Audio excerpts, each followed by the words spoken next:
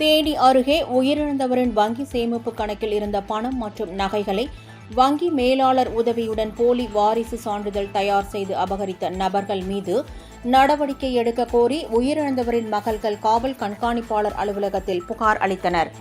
சீலையம்பட்டி கிராமத்தைச் சேர்ந்த சுருளி, அவரது மனைவி ஆகியோர் இருவரும் கடந்த சில மாதங்களுக்கு முன்பு தீ விபத்தில் சிக்கி உயிரிழந்தனர். இதை அடுத்து சுருளி சுப்புலட்சுமி தம்பதியினர் சீலையம்பட்டியில் உள்ள தனியார் வங்கி சேமிப்பு கணக்கில் வைத்துள்ள 70,000 ரூபாய் பணம் மற்றும் 7 லட்சம் ரூபாய் மதிப்பிலான நகைகளை எடுப்பதற்காக சென்றபோது வங்கி மேலாளர் அலைக்கழித்து வந்துள்ளார். அப்போது அதே கிராமத்தைச் சேர்ந்த விஜயகுமார் வங்கி மேலாளர் நகை மதிப்பீட்டாளர் உதவியுடன் போலி ஆவணத்தை வைத்து வங்கி சேமிப்பு கணக்கில் இருந்த பணம் மற்றும் நகைகளை பெற்றுள்ளார். இதனால் அதிர்ச்சி அடைந்த சுருளியின் மகள்கள் தேனி மாவட்ட காவல் கண்காணிப்பாளரிடம் புகார் அளித்தனர்.